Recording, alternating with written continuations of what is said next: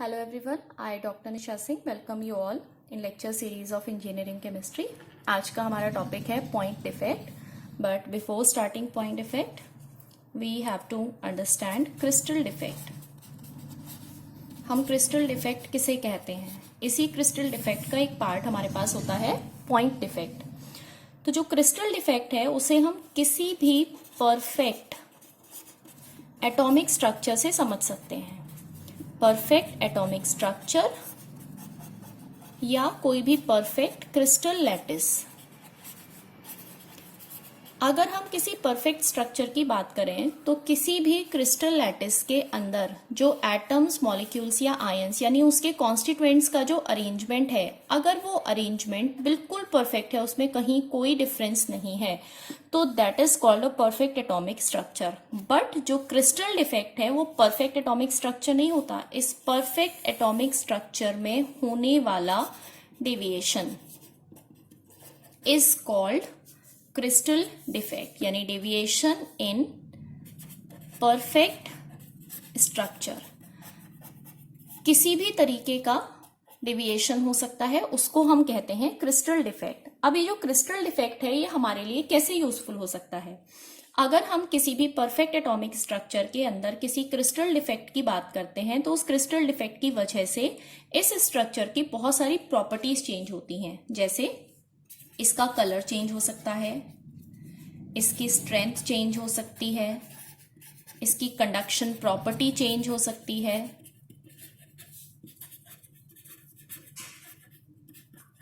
इसका size change हो सकता है। तो कई बार इन प्रॉपर्टीज को चेंज करने के लिए, इन प्रॉपर्टीज को इंक्रीज या डिक्रीज करने के लिए हम अपने आप किसी भी परफेक्ट एटॉमिक स्ट्रक्चर के अंदर कोई ना कोई डिविएशन अप्लाई करते हैं, जिसको हम कहते हैं क्रिस्टल डिफेक्ट।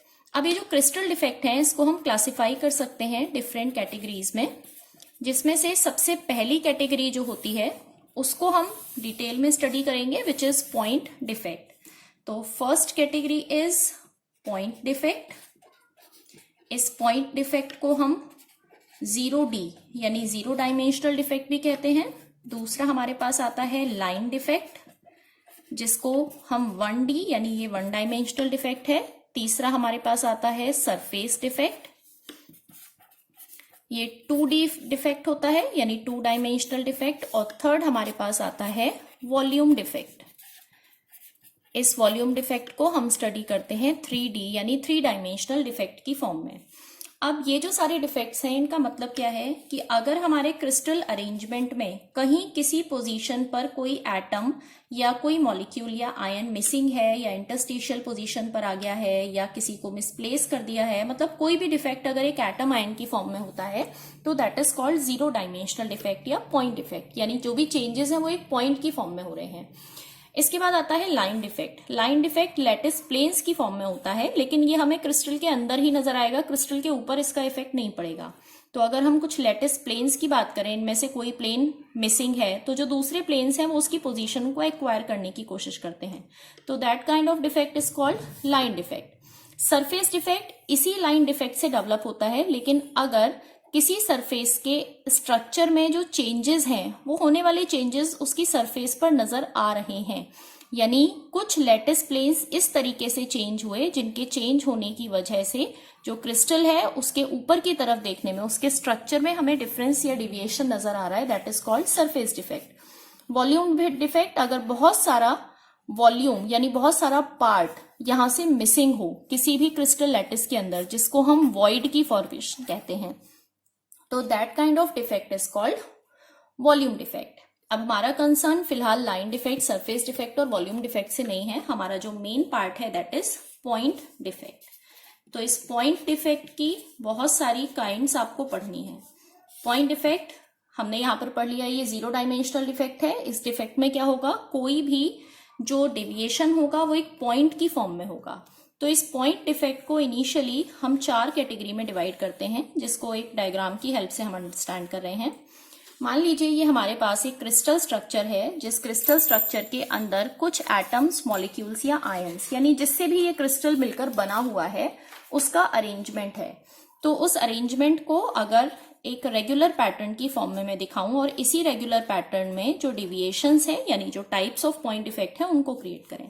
तो सबसे पहला पॉइंट इफेक्ट डेवलप होता है कि एक रेगुलर अरेंजमेंट में से कोई एक पोजीशन खाली है, यानी ऐसी पोजीशन जहां पर कोई एटम, आयन या मॉलिक्यूल होना चाहिए था लेकिन नहीं है, तो इसको हम कहते हैं वैकेंसी डिफेक्ट। ये फर्स्ट कैटेगरी का पॉइंट इफेक्ट है।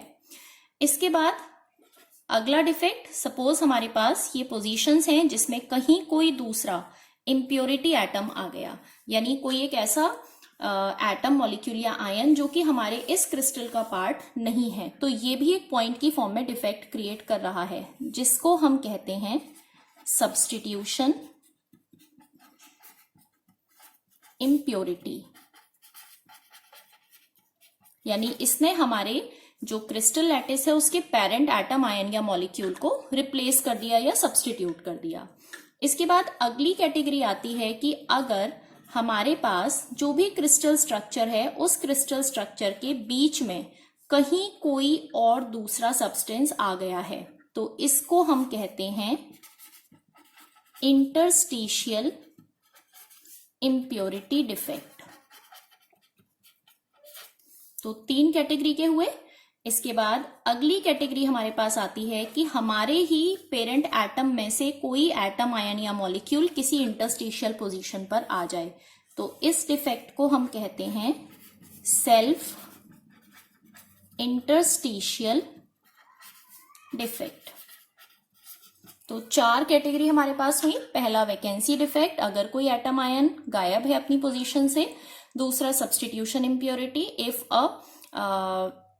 if another atom, molecule or ion substitute the position of parent atom, molecule or ion, then interstitial impurity is the kind of defect in which an impurity atom occupies the interstitial position. And last category is self interstitial defect in which parent atom, ion or molecule occupies the interstitial position. तो it is a first kind of point defect, और इन 4 category के basis पर ही हम point defect के further classification की तरफ बढ़ते हैं।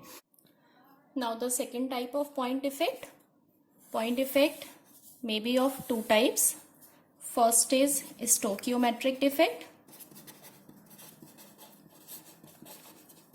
and second is non-stoichiometric defect.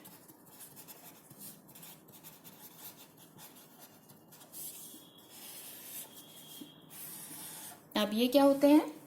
जो स्टोकियोमेट्रिक डिफेक्ट हैं वो ऐसे कंपाउंड्स में होते हैं जो compounds law of constant composition को फॉलो करते हैं, और नॉन स्टोकियोमेट्रिक में लॉ ऑफ कांस्टेंट कॉम्पोजिशन को फॉलो नहीं करते।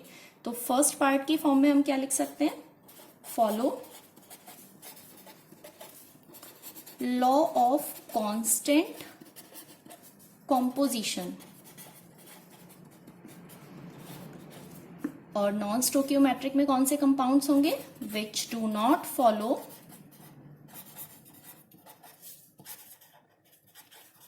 Law of constant composition.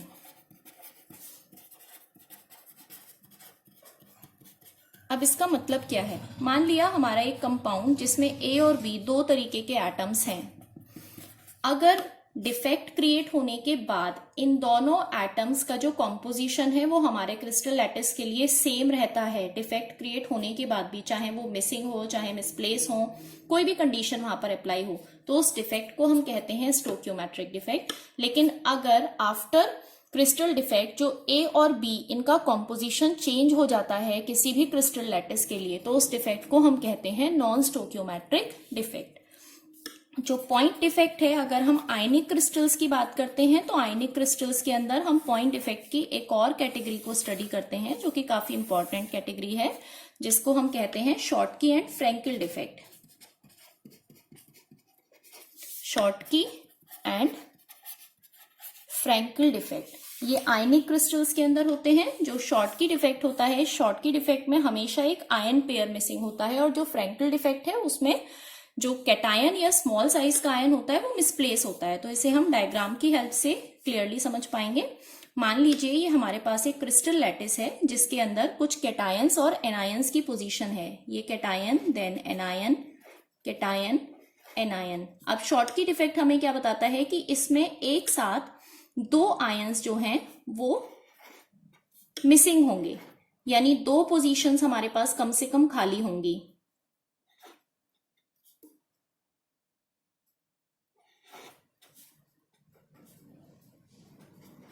तो मैंने जो पोजीशन बनाई है ऑल्टरनेट बनाई है, दैट मीन्स इस वाली पोजीशन पे हमारे पास क्या होना चाहिए, एक एनायन होना चाहिए, यानी दिस इज एनायन वैकेंसी, और ये हमारे पास क्या है, दिस इज कैटायन वैकेंसी। यानी इस शॉर्टकी डिफेक्ट के अकॉर्डिंग हमारे पास जो मिसिंग कंडीशन होगी वो किसकी होगी, आयन पेयर मिसिंग होगा। तो इसको मैं यहाँ पॉइंट की फॉर्म में लिख देती हूं, आयन पेयर इज मिसिंग। लेकिन जो फ्रैंकल डिफेक्ट होगा, इस फ्रैंकल डिफेक्ट में जो छोटे साइज का आयन होगा, यानी इन जनरल कैटायन जो होगा, वो कैटायन अपनी पोजीशन से चेंज होकर इंटरस्टिशियल पोजीशन पर आ जाएगा।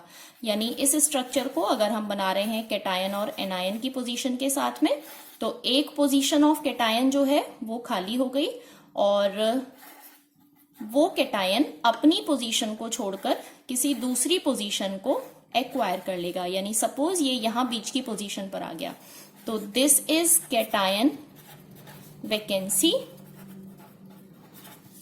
And this is interstitial cation.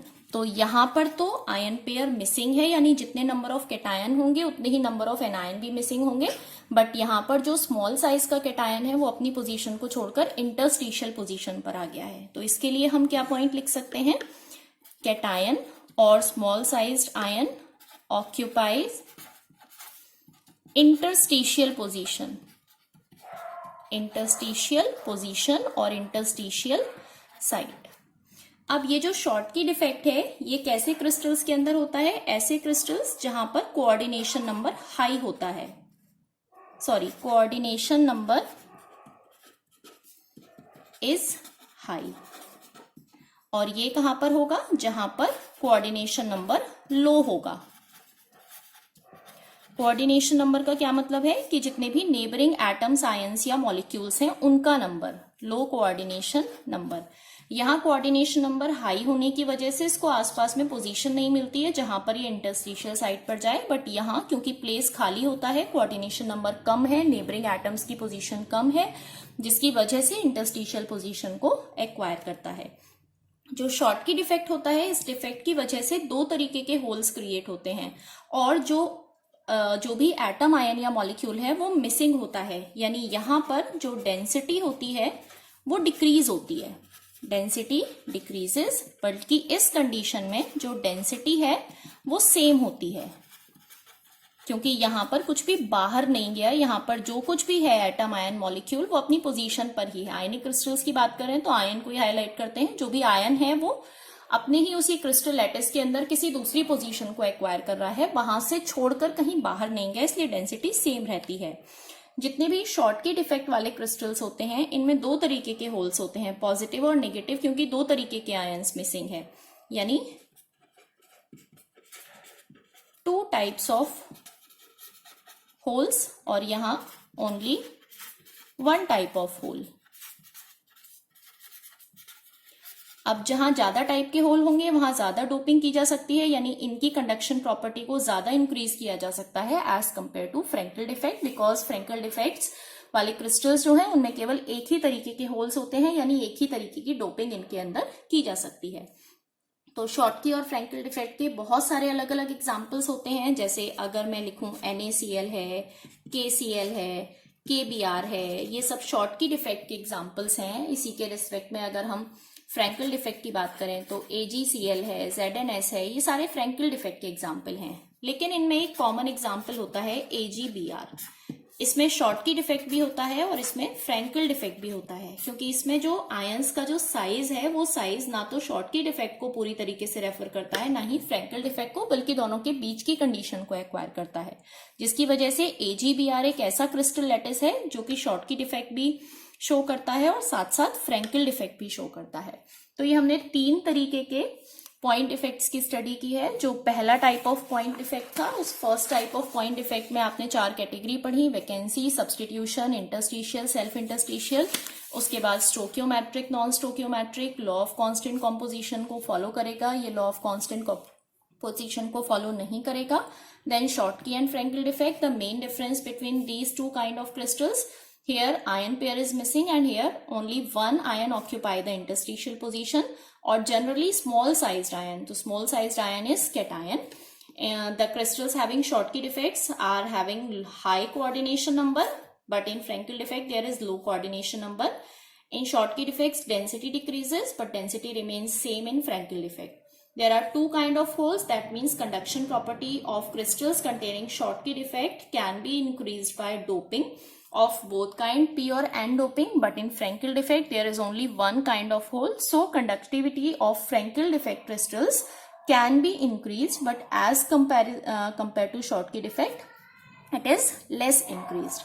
The common example for Schottky and Frenkel defect is AgBr. So I hope you all understand. Thank you so much.